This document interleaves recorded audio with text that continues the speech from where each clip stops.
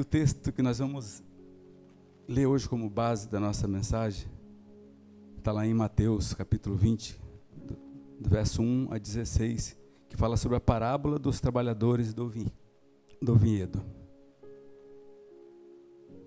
Você pode abrir sua Bíblia, seu smartphone,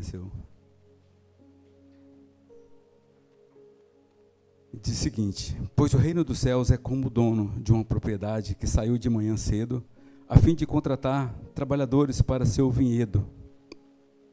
E combinou de pagar uma moeda de prata por um dia de serviço, e os mandou trabalhar. Às 9 da manhã estava passando pela praça e viu por ali alguns desocupados.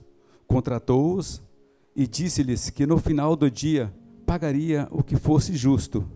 E eles foram trabalhar no vinhedo. Ao meio-dia e às 3 da tarde fez a mesma coisa. Às 5 horas da tarde estava outra vez na cidade e viu por ali algumas pessoas. Por que vocês não trabalharam hoje? Perguntou ele. Porque ninguém nos contratou, responderam. Então o proprietário disse: vão e trabalhem com os outros no meu vinhedo. Ao entardecer, mandou o capataz chamar os trabalhadores e pagá-los, começando pelo que havia sido contratado por último. Os que foram contratados às 5 da tarde vieram receber uma moeda de prata. Quando chegaram, os que foram contratados primeiro imaginaram que receberiam mais. Contudo, também receberam uma moeda de prata.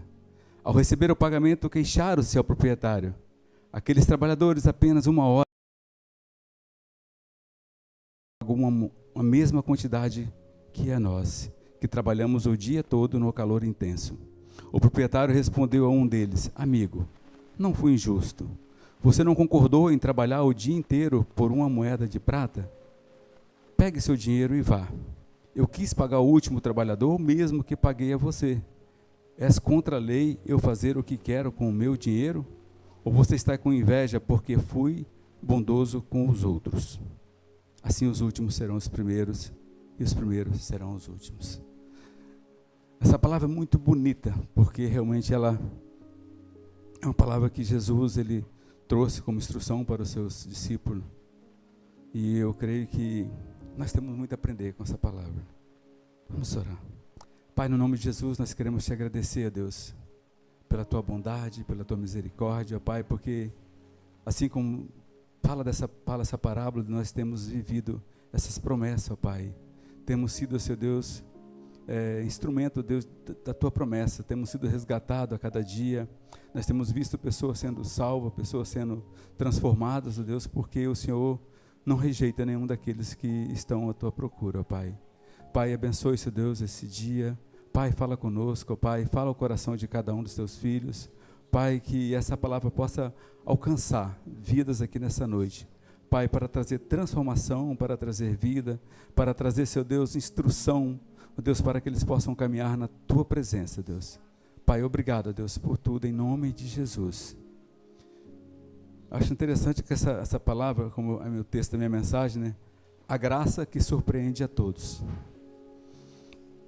A gente vê, eu achei interessante que quando você pega o final desse texto, quando aqueles trabalhadores que trabalharam o dia inteiro, eles começam a questionar. E eu fico imaginando que muitas vezes nós vivemos, às vezes nesse mundo, e fazemos a mesma coisa. Quantas vezes nós questionamos coisas que os outros estão recebendo e nós achamos que estamos sendo injustiçados? E essa parábola dos trabalhadores da vinha, em que Jesus compara o reino dos céus a um senhor que contrata trabalhadores em diferentes horas, a história ilustra a generosidade do dono da vinha. Assim como a graça de Deus surpreende a expectativa humana. Jesus agora com seus discípulos faz uma breve explicação sobre essa parábola. Ele começa com a frase que resume o ensino central: a graça de Deus pode inverter as situações de honra e de recompensa. Às vezes você faz algum tipo de coisa ou trabalha na obra do Senhor e acha que você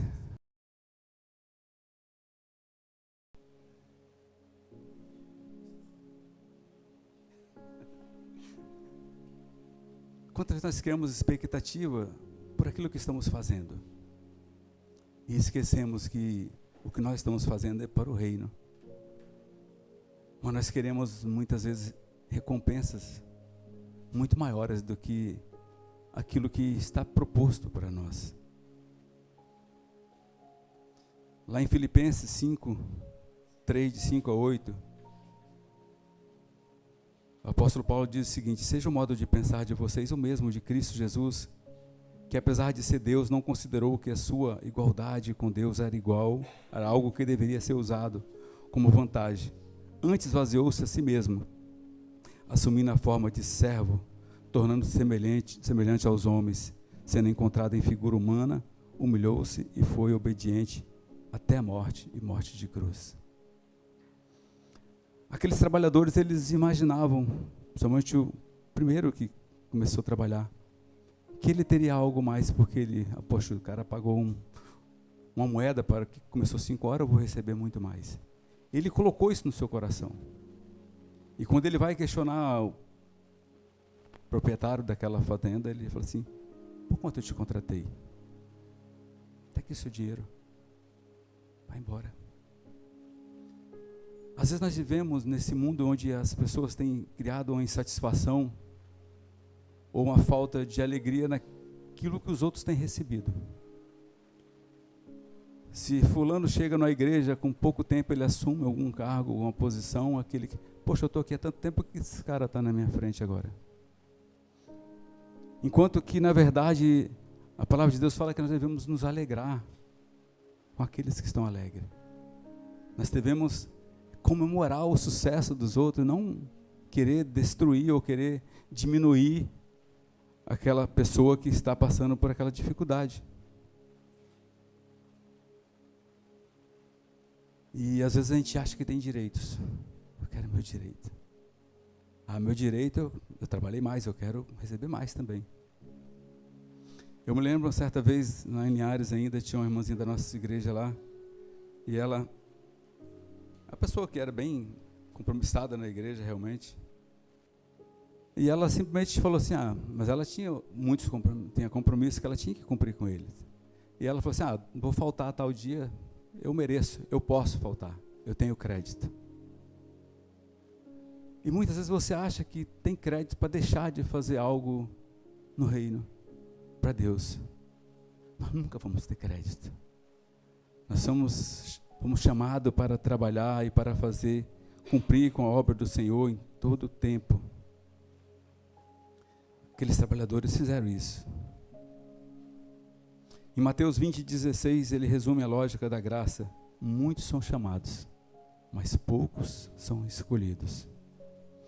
A ideia central é que a graça é soberana e transforma a expectativa humana sobre quem merece mais e quem merece menos. Não se trata de comparar a hora de trabalho, mas de reconhecer que a generosidade de Deus pode surpreender e que a resposta de fé é o que determina a participação plena no reino. Por isso, a atitude correta é humildade diante de Deus e gratidão pela sua liberalidade, não inveja ou cobrança. Como você tem sido grato diante de Deus? Como está seu coração?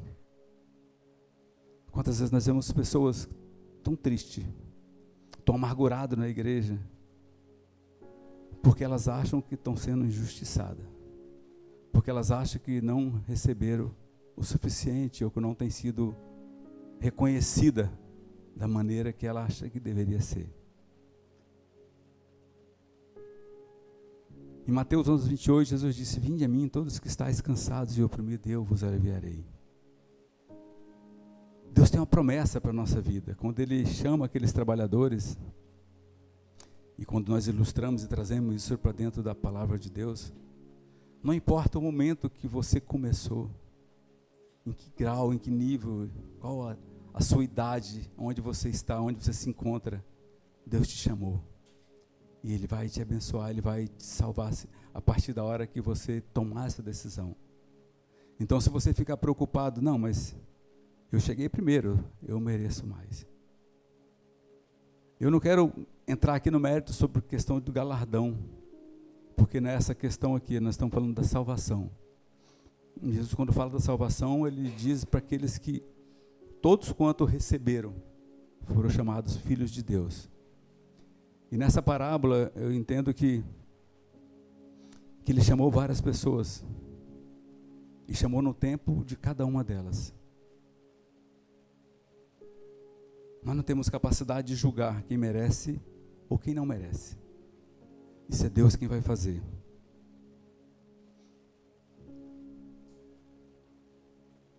Lá em Lucas capítulo 15, de 11 a 31, nós todos talvez conhecem, ou poucos, ou alguns, a história do filho pródigo. O filho pródigo era o filho mais novo de um senhor, e ele pede que o pai lhe dê a sua parte na herança. Teoricamente ele não teria direito a essa herança ainda, porque o pai não morreu, né? A herança é quando o pai morre. Mas ele pediu e o pai concedeu-lhe aquela herança para ele. E ele vai curtir sua vida, vai viver a sua vida da maneira como ele acha melhor. E depois de algum tempo, quando ele percebe que a vida dele foi um fracasso, ele não conseguiu produzir nada, ele não conseguiu construir nada, e tudo que ele imaginava foi pura frustração. O mundo que ele sonhava não era aquilo exatamente. Que a casa do pai dele sempre foi o melhor lugar, era um porto seguro dele. Então ele cai em si, ele volta novamente à casa do seu pai. E ele pede perdão ao pai dele, e ele é recebido novamente. E aqui nós vemos uma semelhança muito grande com essa parábola dos trabalhadores. Assim como aqueles primeiros trabalhadores e o último, o irmão do filho pródigo, ele se sentiu menosprezado, ou se sentiu deixado de lado naquela hora, quando o pai estava honrando o seu filho que estava perdido. No mundo que nós vemos isso constantemente, Deus trazendo pessoas que estavam totalmente destruídas, pessoas que estavam abandonadas, pessoas que estavam desenganadas, pessoas que estavam esquecidas nesse mundo e resgatando ele para uma nova história. E muitos ficam com inveja nessa hora. Não, mas fulano não merece isso. Fulano era um criminoso, fulano era um... Aconteceu com Paulo, com Saulo, né? Muitos criticaram Saulo porque ele era um perseguidor, achando que ele não havia se transformado totalmente. E assim aquele filho mais velho, ele começa a questionar o pai dele. Não é justo, esse seu filho foi e gastou tudo que tinha. E hoje ele está retornando. E o pai chega para aquele filho e fala assim: filho, você sempre esteve comigo. Tudo que eu tenho é teu. É teu. E eu parei para pensar, falei assim, gente, como a gente fica tão egoísta quando alguém chega e quer usufruir parte daquilo que nós temos. E você talvez não está usufruindo, você não está usando aquilo porque você não se acha merecedor daquilo ali. Deus já prometeu para você.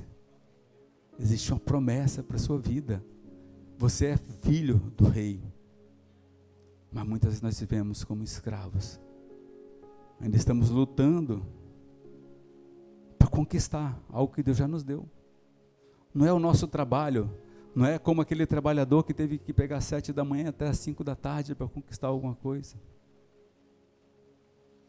Talvez eu imagine aqui, vamos imaginar que aqueles trabalhadores que o Senhor da Seara encontrou no final da tarde. Vamos imaginar que aqueles trabalhadores, eles ficaram o dia inteiro procurando algo para fazer.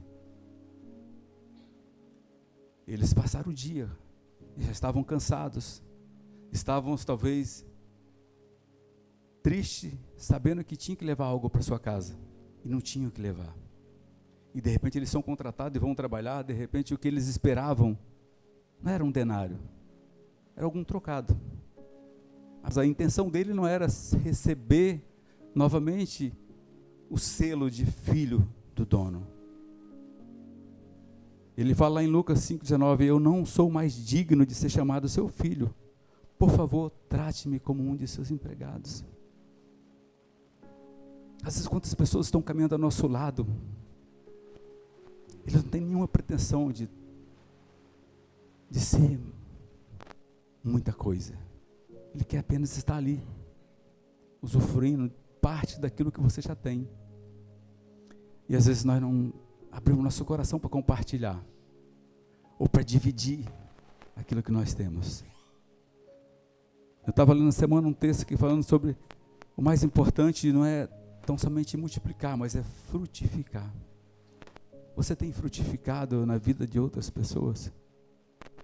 A partir do momento em que você começa a frutificar, essa pessoa vai haver multiplicação, porque o fruto ele vai multiplicar. João 9, de 1 a 2, diz o seguinte: os discípulos, ao ver o cego de nascença, eles perguntaram para Jesus: quem pecou? Ele ou seus pais? Às vezes nós imaginamos que a pessoa não merece receber nada porque ela pecou.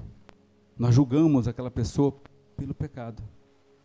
Não é assim que Deus olha. Deus olha para o coração, Deus olha para aquilo que a pessoa, para a necessidade daquela pessoa.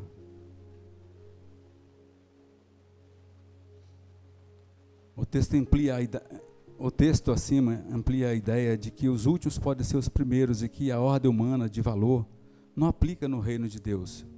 Na prática, isso significa que não é o tempo de serviço ou origem social que determina a recompensa, mas a graça soberana de Deus que concede o que é justo de acordo com a sua vontade.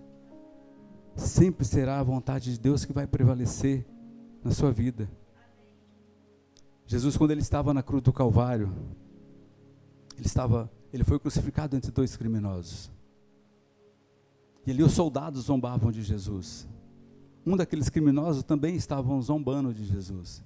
Mas um deles chegou e falou: Senhor, tem misericórdia de mim. Lembra-te de mim quando entrar no teu reino. Aquele criminoso, apesar dele ser um criminoso, apesar da vida dele talvez toda ele ter praticado crimes horrendos, naquela hora ele foi salvo. Não importa o tempo em que você se encontra, há sempre um tempo e oportunidade de você ser salvo por Cristo. Ele vai olhar para você e vai ter compaixão. Ele nos olha com compaixão. Muitas vezes nós fechamos nosso coração, assim como aquele ladrão da cruz, aquele criminoso. Um soube aproveitar aquele tempo ali, aquela oportunidade, o outro não.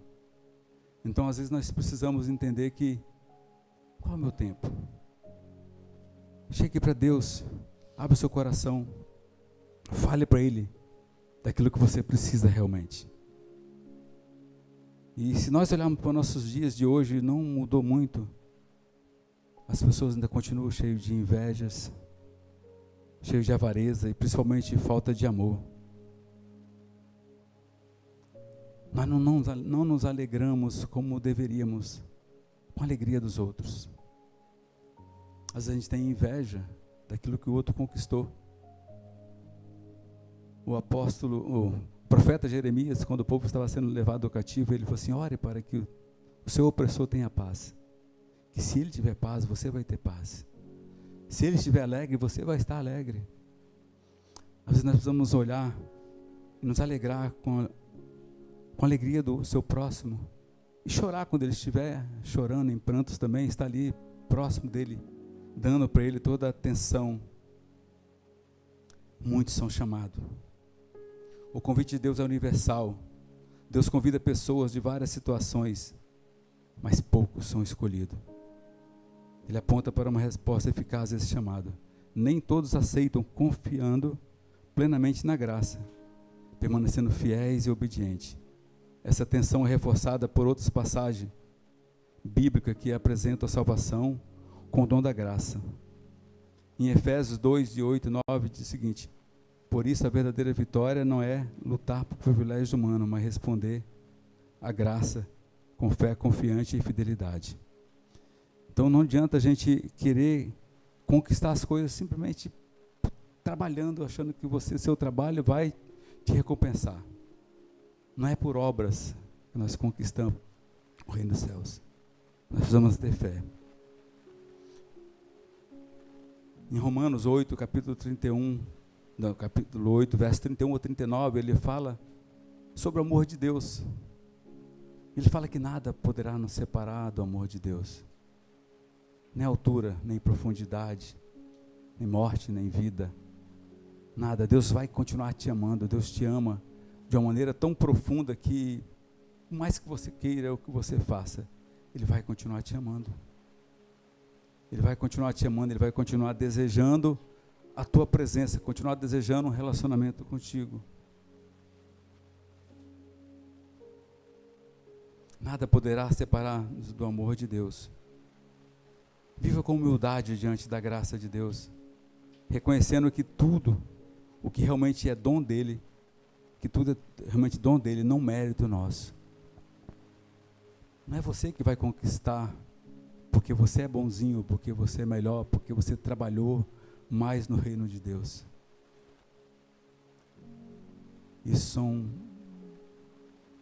Muitas vezes nós podemos ter uma satisfação por fazer algo para o reino de Deus, mas a recompensa quem dá é Deus. É Ele quem vai te recompensar no tempo certo, no tempo dEle. Evite inveja ou comparação com a recompensa dada a outros. Celebre a generosidade de Deus na vida de quem o serve. Se nós fizermos isso, a gente vai ter realmente uma igreja que adora o Senhor, uma igreja viva, uma igreja que vai manifestar a graça de Deus nesse lugar. Sirva aos outros com gratidão e disposição, independente de reconhecimento humano, confiando que a melhor recompensa vem de Deus. Eu me lembro lá na Bahia, antes da igreja que a gente frequentava, tinha uma irmã que ela sempre preparava, ornamentava a igreja com flores. Ela fazia toda manhã, todo domingo ela fazia aquilo ali. Aí teve um domingo ela simplesmente não fez, deixou outro também não fez. Aí alguém foi falar com ela. Falei assim, vocês notaram? É porque nunca ninguém veio me agradecer por isso que eu parei de fazer. Quantas pessoas têm perdido a alegria porque o que fazem não é para Deus, é para os outros? É bom ser reconhecido. Sim, lógico, eu não vou tirar esse mérito de ninguém. Ser reconhecido é bom. Mas quando você decidir fazer alguma coisa, faça como para o Senhor. A nossa recompensa vem dEle. Quando você decide fazer com o coração grato, você vai ser recompensado. E num tempo certo, essa recompensa vai vir de outras pessoas também. Mas primeiramente, Deus vai te ver. Deus, Ele vê o que nós fazemos. Deus está atento a tudo aquilo que nós fazemos. Muitas vezes nós distraímos, mas Deus não distrai. Deus, Ele continua olhando para você. Ore pedindo a fé que responda ao chamado de Deus com fidelidade, buscando permanecer firme na graça em meio a desafios. O que nós podemos aprender aqui? É que a nossa salvação não depende se fizemos muito ou pouco, se sofremos muito ou pouco, mais ou menos do que os outros. Não é sobre mérito, mas sim sobre o amor incondicional de Deus. Todos nós somos iguais aos olhos de Deus. A partir da sua decisão em servir ao Senhor, você recebe o selo. Nós somos selados. Está lá em Efésios capítulo 1, 13 e 14. O filho pródigo também, quando o pai o encontra, ele pega o anel e coloca no seu dedo. Isso era um selo de que ele realmente estava sendo recolocado ou reintegrado na família como filho. Deus, Ele te separou. Ele botou um selo em você para que você pudesse ser separado. Em 2 Coríntios capítulo 5, 17, ele fala que nós somos nova criatura. Eis que tudo se fez novo. A partir da hora que você aceita Jesus no seu coração, tudo muda na sua vida. Mas nós precisamos tomar uma decisão. Precisamos entender que ficarmos parados, reclamando ou tendo inveja daquilo que os outros estão conquistando, só vai nos levar para trás. Quantas pessoas não conseguem avançar na vida, na igreja, porque eles ficam olhando para a conquista dos outros. Eu aprendi o seguinte, muitas vezes, a conquista das outras pessoas pode até nos alegrar, mas não vai fazer com que você avance. Você precisa avançar buscando aquilo que é seu, aquilo que Deus tem para você. Você só vai crescer quando você começar a fazer a obra de Deus, daquilo que Deus tem para você, não olhando para o outro. Às vezes, fulano canta tão bem, eu queria cantar, e você não sabe cantar, e não canta, e não faz nada. Aí, quer dizer, você nem uma coisa nem outra. O que eu sei fazer de bom? Aquilo eu vou fazer. Eu tenho que exercer aquilo que eu sei fazer. E Deus vai me honrar e eu vou ser realizado naquilo que eu tenho que fazer. Porque senão eu vou ficar parado. Na verdade, eu não estou parado, eu estou perdendo espaço, né? Porque as pessoas estão avançando e eu estou ficando para trás. Nós éramos imprestáveis. Nós estávamos ociosos, sem proveito algum, mortos em delitos e pecados e escravos do mal. Mas Deus nos colocou para um trabalho em sua obra. Esse trabalho basicamente se resume em anunciar o Evangelho a quem nos recompensará. E quem nos recompensará por isso é Deus. Então nós somos chamados para anunciar o Evangelho. Essa recompensa, porém, não está baseada no fato de termos trabalhado, mas simplesmente no fato de termos sido chamados para esse trabalho. Isso deixa claro que não somos merecedores de reconhecimento algum. Por isso é que Ele nos recompensa unicamente por sua graça. Porque mesmo que fizéssemos tudo, ainda seríamos servos inúteis. Se você fizer tudo certo, você é servo inútil. Então, procure ser cada vez melhor, cada vez mais intencional na sua busca, no seu relacionamento com Deus. A nossa intencionalidade é que vai fazer toda a diferença. Todo o mérito é dele. Ele é o proprietário. Ele foi ao nosso encontro, ele nos chamou. Alguns ele chamou logo pela manhã, outros no meio do dia, outros um pouco mais tarde, e ainda outros quase no final do dia. Mas de uma forma geral, todos éramos igualmente imprestáveis. Estávamos perdidos, de modo que não havia um justo sequer. Então Deus, Ele tem resgatado pessoas, Ele tem resgatado vidas. Talvez você pode parar para pensar, Deus, o tempo passou, eu não fiz nada. E agora? Você ainda pode recomeçar. Você ainda pode começar. Talvez está no final da tarde. Você pode recomeçar. Eu me lembro uma ilustração que o pastor Lucinho contou muitos anos atrás. E ele falou que na igreja dele existia, tinha um membro lá da igreja na época. Um senhor já tinha mais de 60 anos.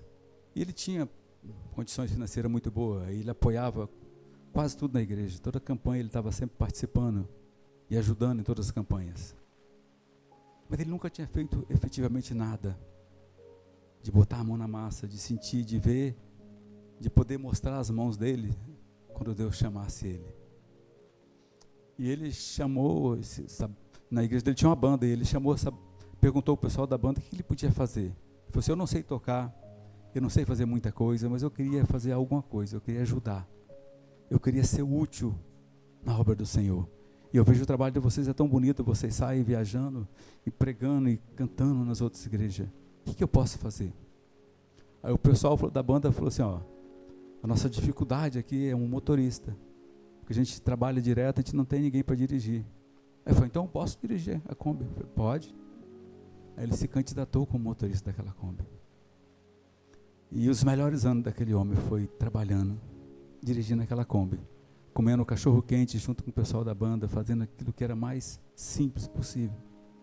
Mas ele estava fazendo algo útil, grande para ele. Quantas vezes nós paramos na igreja porque acha que aquilo que nós podemos fazer é muito pequeno? Ou é algo insignificante?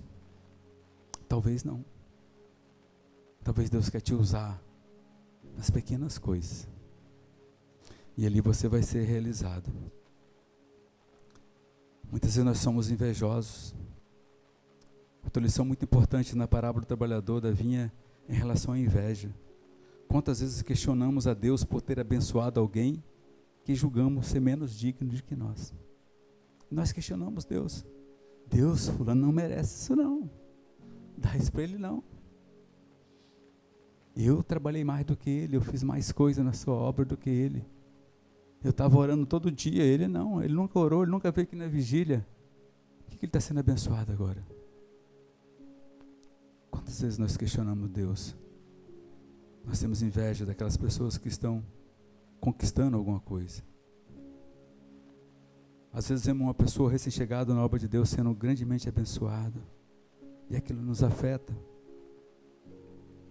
Devemos lutar contra esse tipo de sentimento de todas as formas, pois Deus manifesta a sua extraordinária graça a quem Ele quer.